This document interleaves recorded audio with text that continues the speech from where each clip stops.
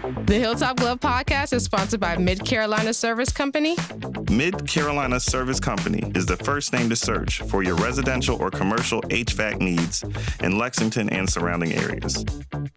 Just go holler at Jason and Clint. They'll hook you up on the air conditioners, on the restaurant equipment, refrigerators, refrigeration, ice machine repair. They've been doing this for years. I know them cats forever. Family owned and operated since 2006, they pride themselves in their quality work and customer relationships. Call 803-356-4153 or visit midcarolinaserviceco.com for a no obligation quote for service today. This episode of Hilltop Glove Podcast is brought to you by the Simon Marketing Agency, turning ordinary business into extraordinary one since 2020. Simon James and his team do the hard work of attracting new customers so you can focus on making your business exceptional. As a brand marketing expert, Simon specializes in creating a unique and unforgettable identity for your business. From generating awareness to captivating content creation and strategic advertising, Simon Marketing Agency has you covered. Elevate your business today. Give them a call at 843-942-8880 or email them at simon@simon.com. Visit them at www.simonmarketing.agency. Make sure to follow them on Instagram at BrandSimonTV. This episode of the Hilltop Glove Podcast is sponsored by Bob's. Bob's is a Columbia-based retailer of over 100 Black-owned products from 20 Black-owned businesses. Bob's offers a wide range of items from household cleaning, cosmetics, and everything in between. With every visit to Bob's, you support Black-owned businesses, giving them the opportunity to grow and establish connections with our community. Bob's is located inside the Noma warehouse at 2222 Sumter Street in Columbia, South Carolina. Visit their website, shopbobs.com for in-store pickup or to find out more. Bob's can also be found via social media on Instagram, Facebook, and TikTok at We Shop Bob's. When you stop by, tell them the Hilltop Glove sent you. Bob's brings quality Black brands to the Columbia community. The Hilltop Glove Podcast is sponsored by True Brilliance Entertainment. True Brilliance is a production, promotions, and management company dedicated to connecting artists and producers across the Carolinas to music industry professionals. Several of their clients have placements both domestic and internationally as a result of their services.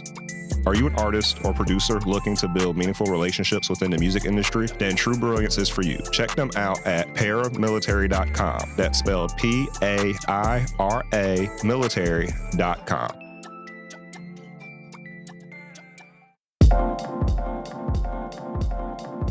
Welcome to the Hilltop Glove Podcast. Welcome to the Hilltop Glove Podcast. Welcome to the Hilltop Glove Podcast. Welcome to the Hilltop Glove Podcast.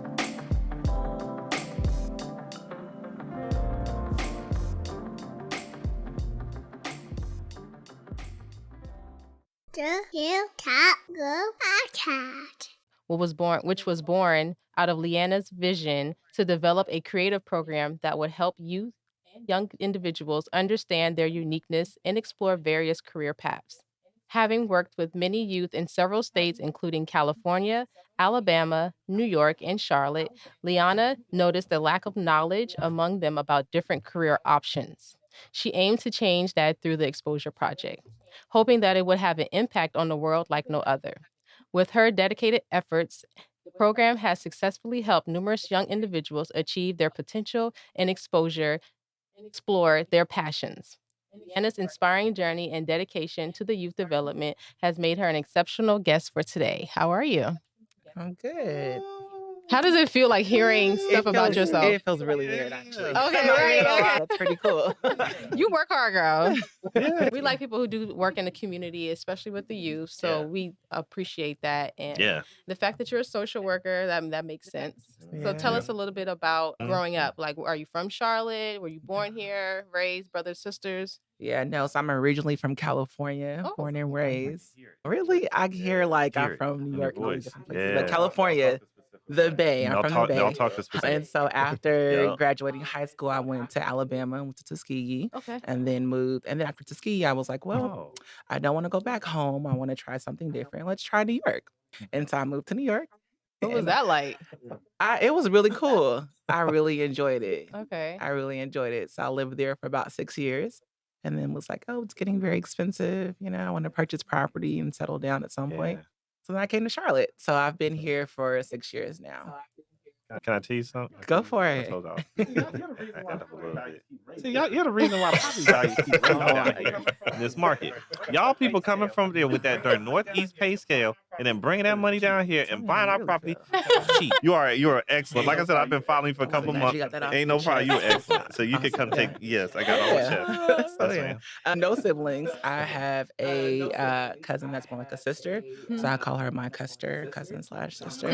It's our little thing. But yeah, only child. Cool. So like being raised in California, hot, living your life, best life, then coming to New York, cold, and then coming down south, slow. What was that transition like? So I had a little slow period in Alabama for undergrad, and I was like, well, this is too slow. Okay. And then New York, I wouldn't say New York is too fast, but I feel like Charlotte is kind of like a mix. So it's like, you know, a city life, and then Southern feel as well. It's like quick country. Quick country. The quick country. Put that as the QC. QC. Oh, that is right there. Oh, quick country. Put it on the hoodie. Oh, wait. Yeah. So I did have to ask this question. Like, what? I don't know. Why did you go to Alabama? The way you asked it was almost to imply like that was a bad choice. No, I'm just because you came from California. Yeah, so Bay Area. I wanted to go to an HBCU. Okay. And California, that makes sense. really. They're only over here. Tuskegee specifically, Yeah, they don't exist I past the went on Mason, college tours. I like to say that I must have fell asleep on the way to the campus because I don't remember it being nothing in the city of Tuskegee until I actually went to school there. But I ended up getting a scholarship there, and the campus was beautiful. They had a good social work program, so that's why I chose Tuskegee. Yeah. Yeah. No, I did. I wish there was some more HBCUs. Yeah. I wish there were some more HBCUs out west. I just know there's not. So like you're gonna have to come back this way to go to HBCU. It is what it is. Yeah. You're coming from where you're coming from because I mean it's technically Black Power Central. Sure.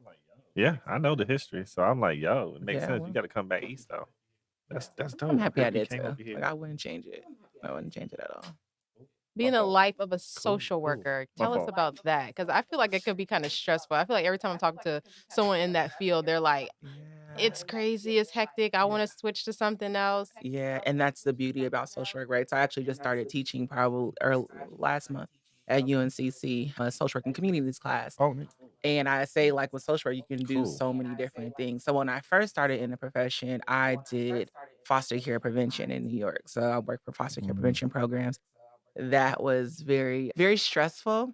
And I'm not the best rule follower either. So like working within child welfare system, it was just too much. I was like, nope, I'm leaving that. Because of emotion.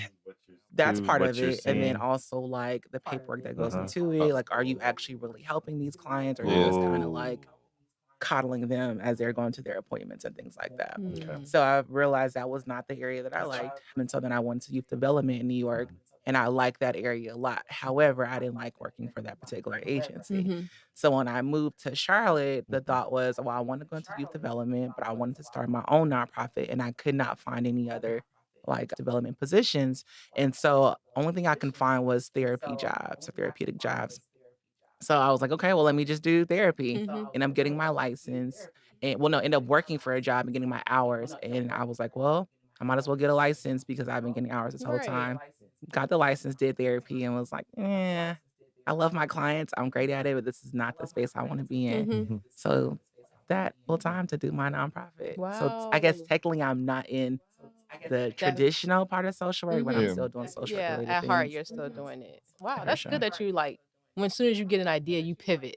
It sounds like, oh yeah, I'm not afraid to make that change. Yeah. What's your No sign? hesitation. Aquarius. I just had a birthday 2 days ago. Oh, happy belated. Thank you. I should have asked them the last episode what was their sign. I need to know everybody's. I know you. When's your Nah, birthday? this is, Oh, It's like I'm just like she's intaking creepy. knowledge on people, In a each good way. person's signs. So I'm like, okay, Yeah. Aquarius. My mom's an see Aquarius, her so work. I categorize, you know. Yeah. Say it again, Virgo. I'm category. I'm like, I mean, No, she's it makes looking up sense. all this I'm an information Aquarius, on and you then anyway. very much like humanitarians and all that kind of stuff too. So But yeah, I'm bigger. So if I'm gonna try something, I'm just gonna do it. Mhm. So what's it like? How did you get the courage to full-time nonprofit life?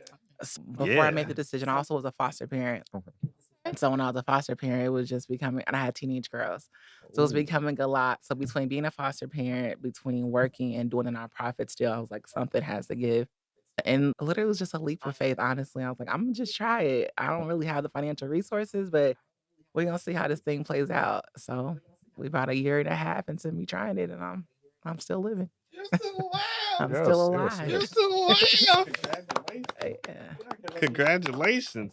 No, because I mean, especially when you're doing something that's selfless and you're taking a financial risk, I do want to see Yeah. people have a good outcome. You know what I mean? So it's good to see it not turn off or sour. And it doesn't seem like you have been sour. It seems like you're still well engaged in it, and it's still something that you feel powerful about working towards. So, just with the exposure project, could you explain a little bit about the program, how it works, and how you all Yeah, for finally sure. So recruit before kind of youth going for into it? depth about what the program is, I always kind of give a little bit of my origin story and why I started it.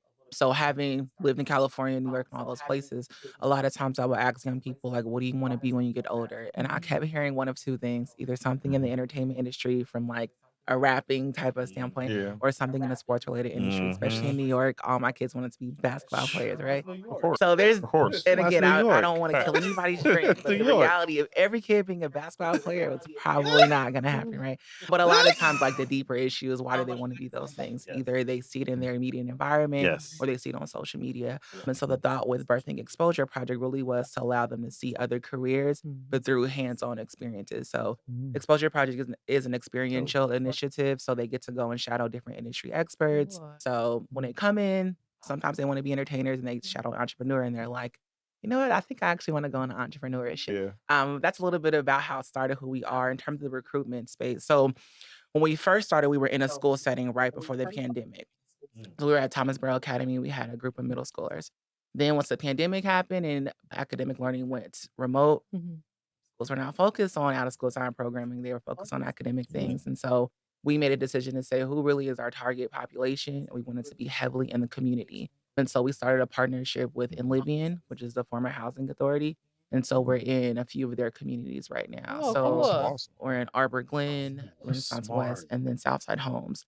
And then we also work with CMPD for their youth diversion program. Okay. So if a young person comes in, they have like a charge on their record, they can attend our program and get that charge off their record. Oh, wow.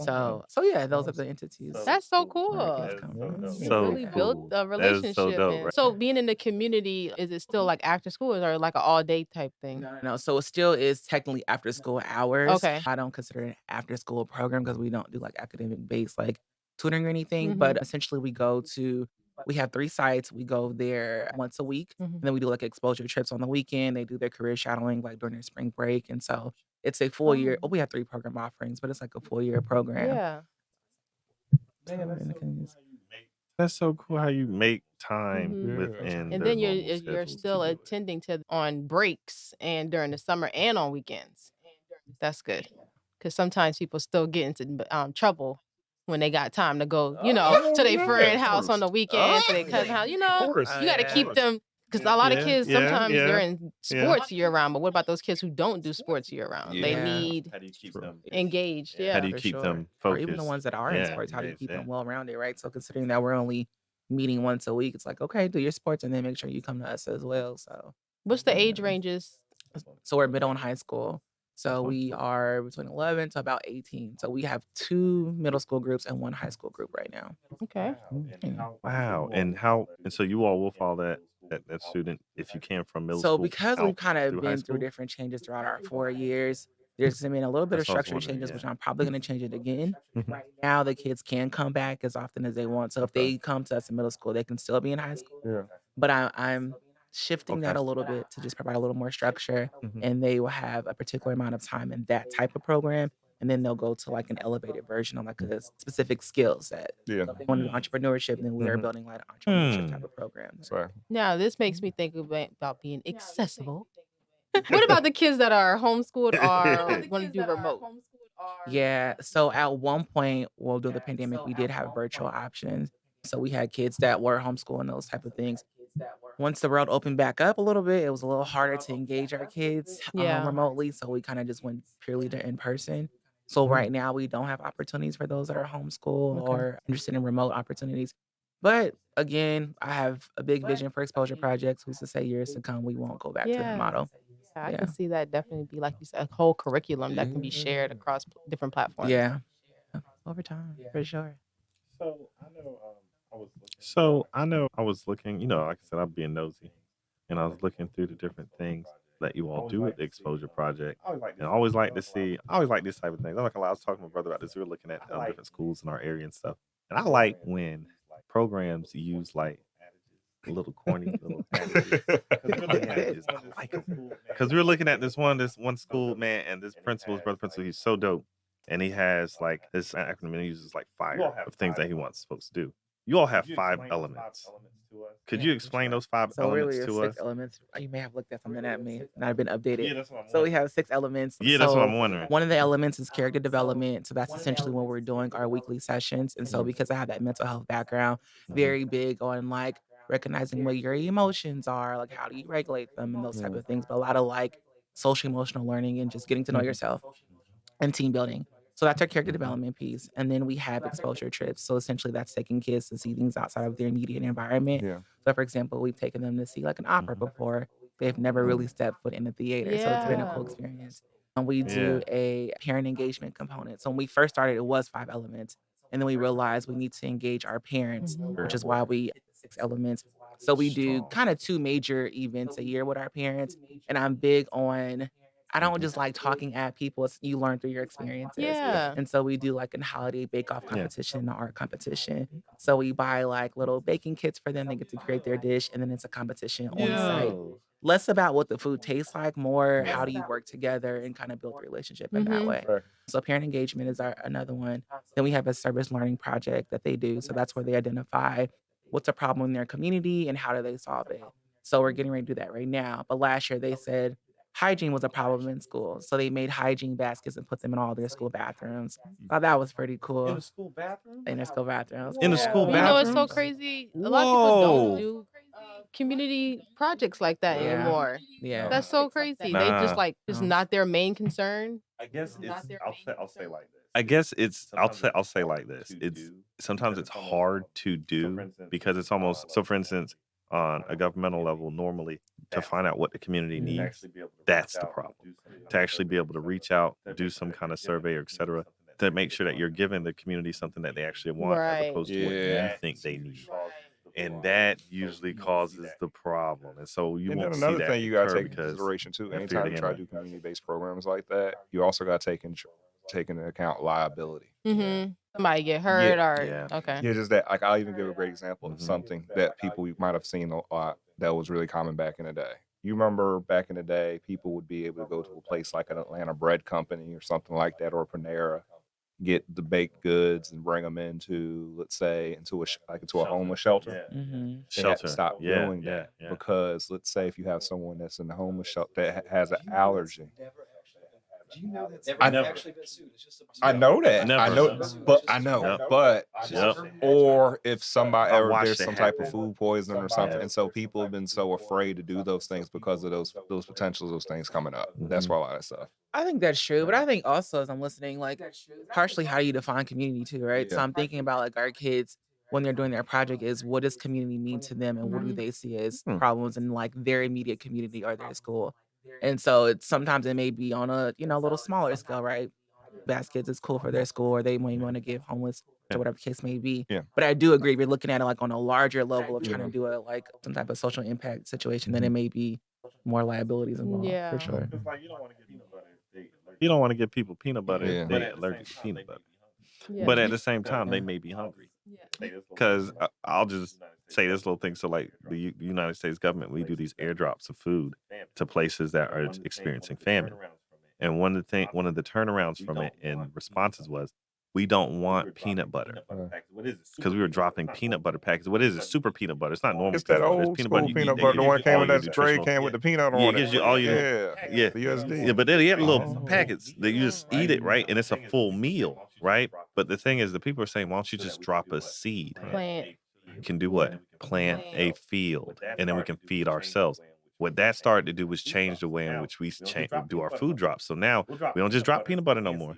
We'll drop peanut butter and seeds so that they can get something to eat That's until really they can cool. their crop can come back up. And that was smart because what do? We listened to what the community needed, not what we Yeah. thought was necessary for them. That's why it's cool, like with the children, them Mhm. understanding they know their peers. Yeah. Mhm. What can you tell us, like They're like, any let's put them success hygiene stories? baskets. Any success stories from the kids or any experiences that they Yeah, for sure. So we call our kids game changers. Something about one of our game changers last summer before last. So he was a kid that came in and he wanted to either do football or basketball, something sports related. And so everything he did in the program it was sports. If they're doing a collage about their life, it's sports, it's sports. We knew he wanted to do sports. And so when we pair them up with their industry experts, we try to give them, so even my kids that want to go into the sports, I'm not knocking it all the way, but let's learn about the other parts of sports, right? Like you can be an agent, you can do these things. right? And so Mhm. with him, we chose their shadowing opportunities that summer. So he had the personality of an entrepreneur. He's a good talker. He can sell you on something. I'm Uh-huh. like, I'm partnering you with somebody. He's like, I don't want to do it. I'm not going. I don't care. I was like, come Yeah. on, just give it a try. So with some gentle nudges, he decided to go and, shadow his entrepreneur person. And so all the kids knew like he did not want to do it. So when he came back, the kids were like, well, how did it go? Like, 'cause they knew he was just gonna bad talk. And he was like, I'm Yeah. not gonna lie. I think I want to be an entrepreneur now. And so and he stayed with us for about a year and a half, and he's still with us now, and that's still his desire Oh, is to be an entrepreneur. wow. So Look we at try to pair that. him with different Awesome. That's a Wow. success types. story. You need to put that on your Yeah. data. You changed it. You need a For sure. testimonial. Yeah. For sure. You need that testimonial. Yeah, Yeah. One thing I love testimonial. about that is the fact that it's a career exploration activity, but it's put on the student to their young person to make that decision from their Mhm. experience. It's not like you told them, hey, you need to be an For entrepreneur, themselves. right? You just provided the Mhm. opportunity for them to be able to be exposed to, and then Yeah. because they're an expert at what, yeah, For sure. We'll get them That's awesome. I think experience. a part Yeah. of that too is like we're very like family type of Mhm. nonprofit. So learning the kids' personalities, right? So for me to say, okay, I'm even going to pair you with an entrepreneur, I knew how he kind of operates, and that's the Yeah. same with all of our kids. Well, But yeah, Aw. Man, man, that's so dope. And I have to ask this because you're talking about Mhm. this, and I like you said family environment. Could you explain the importance of volunteers Sure. to your organization? Because I always ask this about these things. We aren't talking about no high paying job at Bank of America. So could you explain the importance of those folks in For your board? sure, How they absolutely. help? So us being a smaller, actually somebody said I need to refrain from saying smaller. Us being a growing nonprofit, Mhm. yes. we are very much Mhm. grassroots led, and so with that, our finances are. I won't even get into that yet. Volunteerism is very important, right? Yes. That is truly what makes our Thank you. organization Yes. go. If it is from being on the board to coming weekly and doing the sessions, if we have these big one-off events, like we really Mhm. thrive on volunteers being a part of the organization. And who can volunteer? And how do you Yeah, want? so Yeah. really anybody. So how it works is on our website we have a little volunteer link that you can sign up, and then we'll have kind of a one-on-one interview just to know everybody individually because Okay. people have unique skill sets. Right. And so after we have that meeting, we'll then kind of decide what area they'll go into. We have some people that are more long-term committers. So we have like once a month an event planning committee, a fundraising committee that we meet. And then we have some volunteers that they want to do a one-off event. So we have one big event, they'll come there. Or Yeah. we have regular like chaperoning trips and things, and we'll put them in that area. Oh, cool. Depends on each person's Okay. their time commitment and what they want to do. I do have a question. So I was on the site and I was looking at the potential sites. Mhm. Are those sites that would offer their space for you all to use for programming, or is that solely for the I guess the career exploration activities? Yeah, so the sites will be more program based. So for example, like right now I mentioned we're partnering with Enlivia, so we're heavily in community based settings. Mhm. So Enlivia is one, entity. But let's say another organization is like, hey, we would like to do an exposure project here. We have a set of kids that needs it. And we would kind of talk about potentially putting one of our programs on their site. And another question, just this is always have this question when you're dealing with nonprofits, so that our audience can have some understanding of this because of what our podcast is about. It's about educating people on how these things operate and how they work, so they understand if they want to do something like this in their community, wherever they are, they could be in the middle of Wyoming, they can realize certain steps they have to take. You explain how you all use your board. How is it utilized, and how do you Yes, put that your is a board good question. together? That is one of the nonprofit woes sometimes, right? because the board Speak. essentially is your governing body, right? Like people don't understand that even as an executive director, Mhm. as much as I love Exposure Project, the board can decide that I'm not the best fit and my nonprofit is removed from me. So in terms of Exactly. our board, we do have a working board and it has kind of gone through transitions throughout the year. So when first putting it together, I was very intentional about not having friends and family just because of how I wanted it Smart. to flow. So in thinking about having a diverse board, I wanted someone that had a financial background, someone that had a business background, somebody that was in the community, someone that had a tech background. And so that was the original kind of still is to this day, original thought. And so we use our board similar how I said volunteers earlier. What is their skill set? I have one person that they're great in the business side. One person knows legal. So we have a legal question we're going to ask him. One person that is in the community. So yeah, I hope that answered the question. No, it didn't. No, it didn't. Even better than that question. Even Oh, better. look, you'll see where I'm going with this. Do You you cannot pay pay your your board? board members as a nonprofit. So Explain when you think why. about the concept of a nonprofit, it belongs to the community, right? So it's not like your traditional business setting where you're like, Yes. you have stake in a nonprofit, now you're getting 20%. No, you're doing something out the kindness of your heart, Mhm. essentially, to help the community. And so you are Exactly. not supposed to pay your board members. But You that was actually good get though. that That was good. said That makes from sense. somebody. Yeah, you see why I asked that? Because a lot of folks who listen to the podcast, they have these ideas about certain things and the way that nonprofits work and how boards work and the actual purpose of a board and what those members do. And I know that. Yeah. A lot of people don't realize that. And they think that when they join as a partner or as a board member for a program, et cetera, and they may be thinking about, hey, I want to go and help these folks out. They're looking to get some kind of recompense Yeah. for it. I'm like, your duty is to Yeah. be a giver in that position. And that's hard for a lot of people to understand. So when you're choosing your board, like I like what you said, you want to choose people that have specific skills that understand it. And that's why it's sometimes good for you not to Yeah. choose Yeah. family No, members that's or et very true. cetera. And I think a part of like when board members are coming on, it's educating them on what does it look like to be on the board, right? And Mhm. every nonprofit, I think we were talking about this Yes, earlier, yes. every nonprofit's board looks completely different. Like, yes, there is guidelines that you should go Yeah. by, but understanding like, listen, you have the fiduciary Mhm. responsibility. So if something happens, it's gonna fall back on Ooh. you. But also good nonprofits should know that I have to have insurance to cover my board so that they will be okay if something does happen. Bang. But I think my board now is Mhm. realizing like, oh, this is some serious stuff. I'm like, yeah, It's yeah. real. But yeah. Adding a little bit to the board side. So, because you guys have been around for a couple years now, are there Yeah. still people that are currently on the board now that were there at the beginning, or has that evolved and changed? The people coming on and off the board since. Yeah. So two-part answer. One, we set up our board to be a rolling board. And so we do 3-year cycles. So Okay. every 3 years they can roll off, they can serve another term. We do that because you have nonprofits that have had the same board for 20 years, That's and why then I you have asked. the same Oh my like it's Lord. running the same way. Like, where's your advancement? But again, it's your bylaws, how you want to set it up. Mhm. Yeah. In terms of our original founding board members, we don't have any of the original members. We have one that has been on for a really long time, like close to the beginning. But none of the other ones are the original members. Okay. Oh, that's interesting. And Yeah. that refreshing. Interesting. And that refresh of the board is something that I would hope our representatives government do too, because it allows for you to have a more Yeah. effective How don't they know this outcome. by now? I'm up here I looking don't at know. you all the It's just sad, say this it, world. It's just girl. sad. Say Yeah. it, girl. I'm telling you, man. Yeah. I'm looking at y'all Yeah. community impact report though, and dope.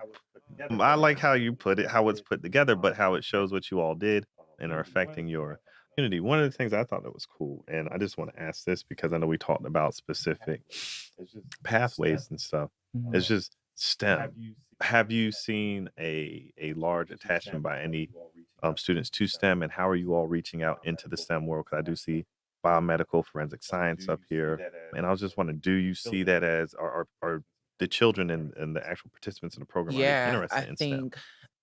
I think about one, like our kids and we've had some kids that have been with us for a long time. We have new kids kind of every year. So I'm thinking about the kids we have right now.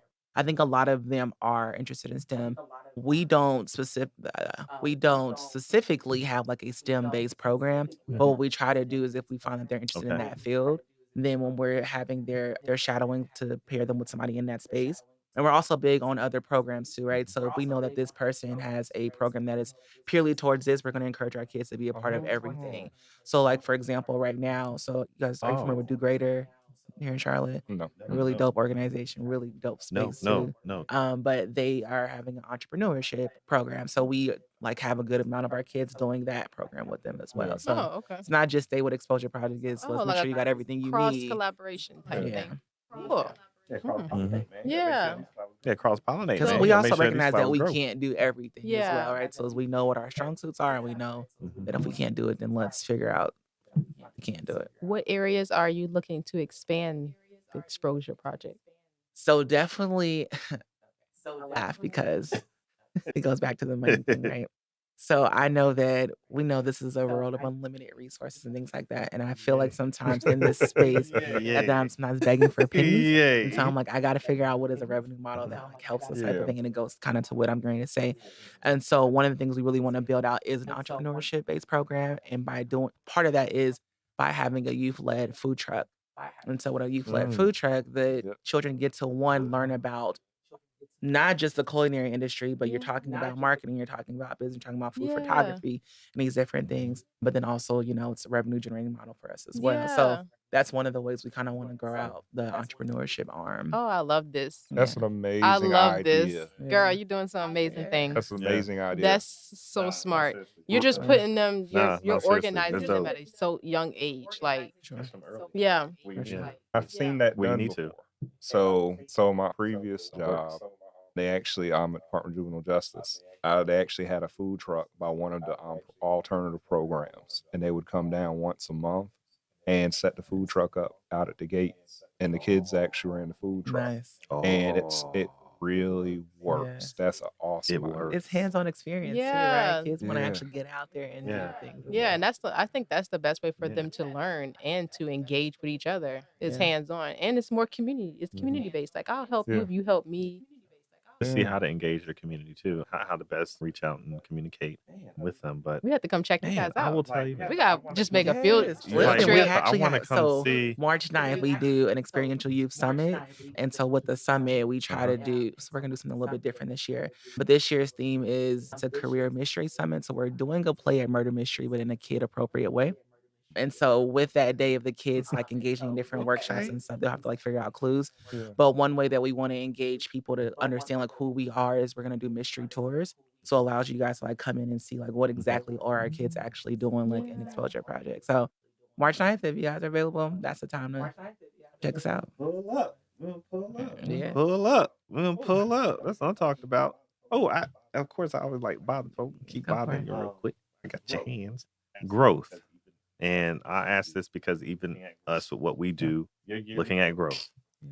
Your yearly growth since starting looks good. Yeah. And I'm looking at numbers. And could you explain how you're able to reach such a growth number? I think I have an understanding of how you did it, but if you could explain that for our audience, again, it's more so a learning thing so that they can understand Yeah. like the Yeah, background, for and sure. logistics Scale. of For how sure. things. Yeah, we're still figuring it out too. Yeah, So this man. answer is just based on what I know right now, right? So, but I think when we Good, started good. out, like we started with nothing, right? It was more of like asking friends and family, hey, can you guys give me some Yeah. money to start this type of thing? And when we first started, it was more so proof of concept. Here's what we want to do. Let's make sure that it actually works, that it's effective. And so we didn't have a heavy emphasis on like soliciting funds during that time. Plus, in the beginning, when you're talking about Gotcha. nonprofits, it's a matter of proving yourself. People are like, yeah, that's cool, but Yeah. yeah, you're Yeah, they helping don't kids. care. You're doing after school programming, sure. What can you do? And so then as time went on, really it's about how do I build that social network, right? So like who do I know in the community space? And then we were blessed to get to be honest, what opened up doors for us is we got a grant through United Way. And with the grant, it is essentially Black-led nonprofit leaders. And they pay for us to go through like a nonprofit Duke certification program. Yeah. So through that, they're teaching you about like board development or teaching about like employment laws and like all these different things. So through that opportunity, again, people give you money if they realize somebody else gave you money. So it's like, okay, so you got this grant for United Way. Well, let's give you Support. you guys Yeah. must be Here's my relevant, right? support. So Yeah.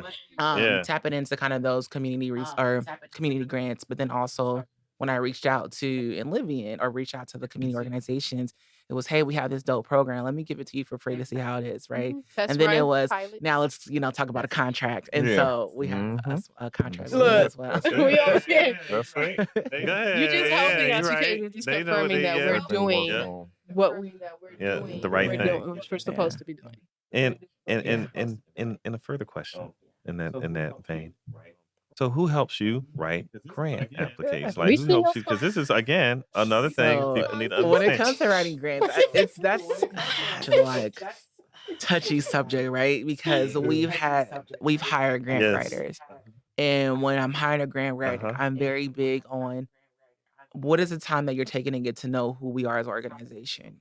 And so a lot of times, Okay. just in full transparency, I'll give them all the information that I've written and wrote before, and they'll kind of just take it and copy and paste. I'm like, Oh well, I could have no, wrote that I myself. could have AI because generated it for. so and so honestly, Oh, be quiet. AI generation I'm is telling helping you. with writing grants. So I write most of our grants right now. Like, so the ones that we've got is ones that I wrote. Now I don't Wow. want that to continuously be the situation. Like, I Right. want to have a grant writer that, but right now it's You can with trust myself. that can do a good job. Writing grants. So that's one thing you're looking for is a Busting grant your writer. chops. Yes. Okay. A good grant writer. No, but Yeah. Hey man, I appreciate the honesty. I like how because again, these are things that people who listen to our show, they're like, yo, I listen to Yeah. it because when y'all talk to people, it's not just some salacious sure. stuff. You're talking about real things, actual machinations, how things work behind the scenes. So to let them hear this, like, oh, Yeah. so I'm gonna have to know. how Sure. to And do with that, this I or think find another this. misconception in nonprofit space is that you can run fully on grants. Yes. I forget the statistic, but I think it's Yes. something like 11 to 13% of your funds should be grant based. The others should be other revenue sources. A lot of times people are like, I'm going to start a nonprofit, I'm going to get all these grants, and I'm going to be good. It's like, no, you're Okay. wrong. So if 11% is only grants, what are the other generating revenue besides what you said about the food? What are the other? Great question. So before Yeah. I answer Yeah. that, right, fundraising. So there was every year there's a U.S. report that goes out of where philanthropy or the word dollars go. Mhm. And it's a breakdown of these different areas, right? And so it has on there like your foundation, so your grants, it has your individual donors, it has your corporations, so if you're getting sponsors, and it has one other area. And the largest amount, which was 66%, was individual donors. And so that is from your fundraising, major Yep. donors. That's where you're getting a lot of Yep. your funds from. And not that's the where most you would grants. need your numbers and stuff like that to show them. Yeah. Okay. Yeah, and it really depends on the person, right? So that's where relationship comes into place as well. Because the person, some people that have money, they don't really care about the numbers. It's like, I just want to help somebody do something good. Here, take $1 million. Not there Mhm. yet. And then they can write it off. They And can plus, write it off what too. can they do Okay. with it? That's what I'm saying. Yeah, it's not like the. Well, thank you for man, the people clarifying don't all know of how that they for can me do it. because I just wanted to see the. Yeah, you know. and we'll be a nice place for you to Yeah. hide your money. That's all you got to tell them. Oh, A no, nice for place sure, for you to right? put People your give because money. they want to write a tax Break write that off. tax off. For sure. Yeah, I got no problem for that. That selfish need is good for me. I will take it. Atlas. But then to that point, because we're going Self-serve, through this, self- having gift acceptance policies as well, right? So it's also who are you? You have to. Yeah, there's a accepting policy. money from? What are the Yes. guidelines around that? And it's Yes. easy when you don't have Yes. money. Like, I'm just take it from anywhere. Like, You take it for anybody. It don't matter what they post on their Facebook. No matter what their organization do. Leave those chicks alone. Stop slaughtering them. Like, it don't matter. But yeah, I understand. Because I mean, you all are. I mean, I say that all in jest Yeah. because I try to make light of the situation. But I always think that's important for people to realize that those real people who give and donate money. Cause I'm looking at y'all, so I see all Yeah. this thing, and I'm like, you have to have good contacts. And so, with you coming here and being from outside of the community, my thing is this: was it very hard for you to get out in the community and build that network? I don't know if I would say very hard. I think in the beginning, I kind of was just in my own like little silo. I was like, oh, well, this is what I want to do. Like, I wasn't really thinking about connecting with others. And I think once I realized, like, I can't do this alone. Like, I need help. I think now Yeah. I'm more in the community space, right? And like being in different programs, going to They see different your events. face. And so it isn't hard. Like, I like people. I like talking to people. I'm very like an authentic person. So I think starting out, the difficulty was just trying to figure it out and trying to do it alone. Are you an introvert or extrovert? Are I you don't an know. introvert I've or been battling extrovert? that lately because I like to say, Aquarius both. That's why I yeah, asked. That's why I'm I don't asking. I'm trying to know. read your I think personality. I'm some trying days to I'm an see. introvert and some days I'm an extrovert. Yeah, that's all I'm saying. You flow like water, baby. Yeah, it makes sense. That's what, you're flowing. Whatever it is that She you flow need to like do. water. Pretty much. She do. Whatever it is you need to do. Yeah, we gotta cut that. That's a good drop. What you mean? That's a That's what we're gonna keep. That's what I'm fisherman's saying. We're reel gonna of cut fame that. We're gonna use Yeah. that. That's good. That's great. So, where can people find you on social Yeah. media and stay connected with the Exposure Project, or if they want to help out For sure. or So, donate? yeah, donate. We love donations. Yes. We Please, love please monetary donations donate. and in-kind gifts. On our website, Yes. exposureprojectinc.org, or on social medias, exposureproject_inc on Instagram. I think TikTok as well. But yeah, we're trying to get in that space. TikTok. We're just having TikTok. Is that hard? The kids want it. So the thing the kids is, want to do it, right? the kids want to do a lot, and I'm like, sure, we can do everything. But I also am like, we gotta make sure that we're putting things out there that truly represent us. And so it takes time to think about what type of content. But I have kids that really love that area. So I'm like, okay, you're gonna take the lead. So let's build out a content calendar. What are we putting out there? How are we gonna build I love this? the way you structure yeah. stuff. You're just like, we're not just gonna wing it. We're gonna structure it. Then you so that they just doing dances and dancing. That's what they want to do. I know, children. I know. You put that on your own. It's too hard to build it. That's so funny. But definitely keep us informed of how we can help and support you. Please do. Send us the flyer for the event March 9th. Okay. And let us know if you need any help sure. promoting. Absolutely. Because you know a few people. Please do. Make sure that they come by and Yes. give those donations. Well, I appreciate you being here today. Thank you for letting me bother you. Yeah, man. That's what I'm here to do, man. That's what I'm here to do. Yeah, a little agitation. No, not at all. Wasn't bad though, was I? Not at all. Okay, that makes me feel good. Because you're all good professional. I can take it. There you go. Keep you on your. There you go. That's what I'm talking about. Well, I'm DJ Hilltop Club Podcast. Tamaya. I'm DJ and what? In front of the camera. In front of the camera. And we go. This is our excellent group. We're so happy to have Miss Leanna from the Exposure Project with us today. Our ex-team guest. We're gonna want to have you back again soon, and hopefully we'll be able to join you.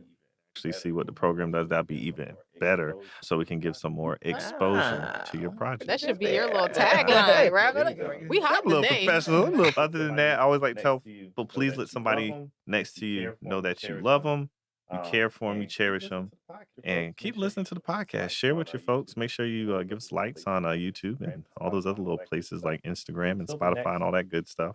And until the next time, Peace.